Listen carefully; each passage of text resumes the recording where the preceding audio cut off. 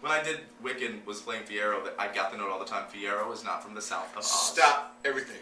But I couldn't. Wait, stop. Let's back up. Yeah. You were in Wicked. I was. You were in Wicked. Yeah.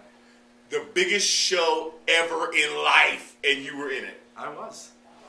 And you played Fiyero. Yes, I did. So where did you? Okay, you have to forward past everything.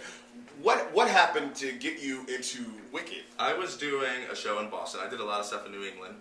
I was doing Kiss of the Spider Woman in the ensemble, and I was also not the thinnest boy at the time. But I was like, like doing all this jail dancing and like nothing clothes, and I was very embarrassed. But this guy came to the dressing room and went, "Y'all, they're looking for," he probably didn't say y'all, but he was like, "They're looking for a Fiyero cover in the Chicago company of Wicked. They're having an open call." And I was like, "Well, I'm gonna go to New York and go. Why not? I played Fiyero in my bedroom so many times, I'd be fierce."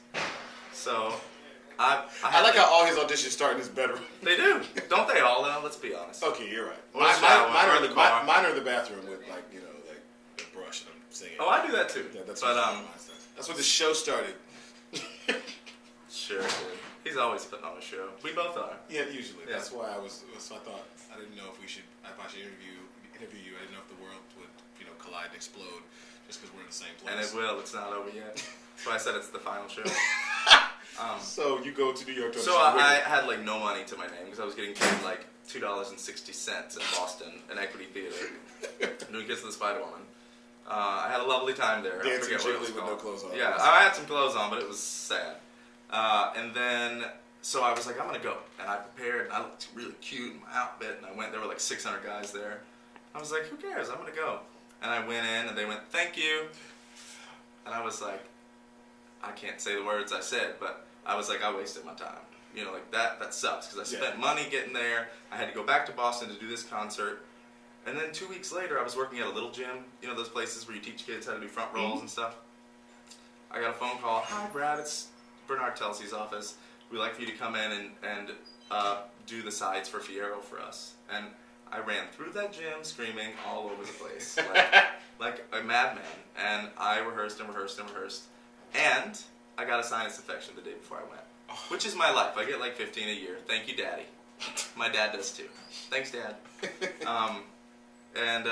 I was like, I'm going. I'm going to go do my thing. And I went in, and I think there were like 60 of us there or something. Right. And I didn't know who she was, but this lady kept coming out being like, I want you to do this, do this. It was Lisa Laguio, Joe Mantello's assistant. Mm-hmm. And I did all the stuff. They vocalized me. I went home, and that night, I got a call that said, can you come to the Gershwin Theater in 2 days and dance? And I was like, holy crap. And I was like, I'm going to go dance at the Gershwin Theater where Wicked is. That was so cool. And I got there, and there were 4 of us there. Wow. And all of us are like, oh, hey, what's up? Hope you get the job. But I literally felt that way, and then I went, Brad, have fun. Have fun. Just have fun. Show them that you're a fun guy and that you can do this. And I did have fun. And they said, you can't come out. I told you that. That's his wife. This is his wife.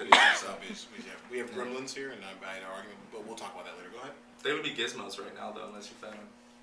Right? Anyway. I'm not going to say if I fed them or not. That's not the point. What you're talking about, you were dancing at the Gershwin. Keep going. What did that accent? Keep going. All right. Shut up over there. Okay.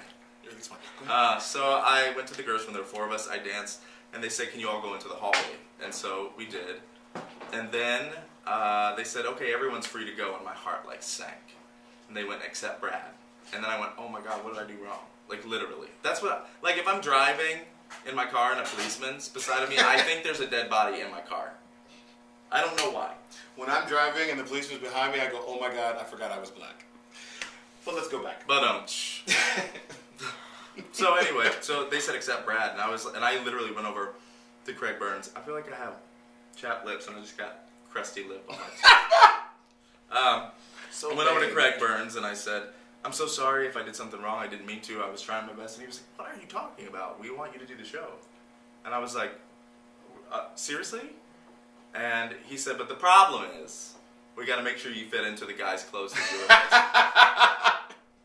But because I was a little rotund, but I was like, I'll help you sew. I'll do whatever. I'll lose weight, I wasn't that heavy then, but they sent me all over town in cabs to get measured and like get my feet measured. Meanwhile, not knowing if I was gonna do it. And everywhere I went, they were like, "Welcome to the Wicked family," and I was like, "Well, not really, but they're measuring me in case." And they said, "You'll either hear tonight by 6." This was a Friday, or Monday.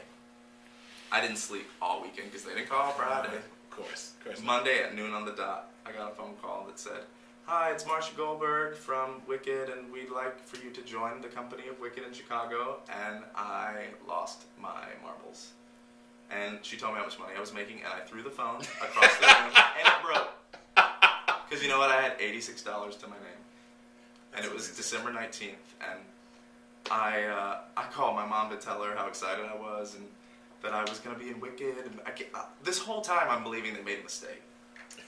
It's just who I am. Why? I don't know. It's just who I am. You're like, oh God, they meant to get the skinny guy, you know. So you do Wicked. Wait, but let me just say what my mama did. This will tell you a lot about my mama. So I call her and I say, I got Wicked, but I have to leave in 2 days, so I can't come home for Christmas. And my mom went, no. You call them back and tell them you're coming home to see your mama at Christmas. You'll come after that.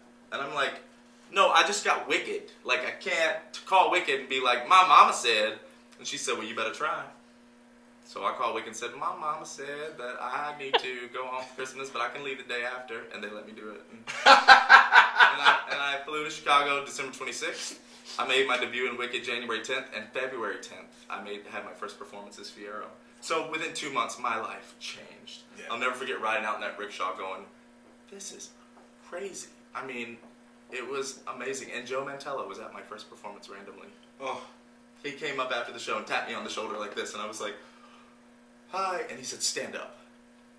And I was like, oh God. And he hugged me and he said, it's like you've been doing it forever. You were amazing. Joe Mantello. So that was cool. And then a year later, I took over Fierro, and then I came to Broadway and understudied him again. See? That's amazing. Then I got the script from Memphis, and I was like, I'm getting the hell out! I want to go to Memphis. Because I remember the first time She's cutting us off? Yeah, she's cutting us off.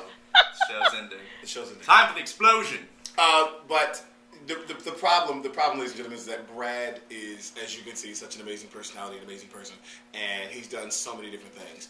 But Brad has been on as Huey. He's been fantastic. He is wonderful in our show. If you happen to get here one day when one of our other cast members are out, you get to see Brad do what he knows how to do but hates to do, which is tumble. He flips. He's awesome. I fractured my sacrum out of town for this show. That's in my lower back. I broke my back for this show. Yes, he did. He did break his back for the show. He was in La Jolla. He was in Seattle. And now he's here on Broadway. He is one of our original cast members from the beginning that we came to New York to now. And I knew that I had to interview Mr. Brad Bass. So thank you for your time being on my show, man. Thank you. Talk to you guys later. Bye.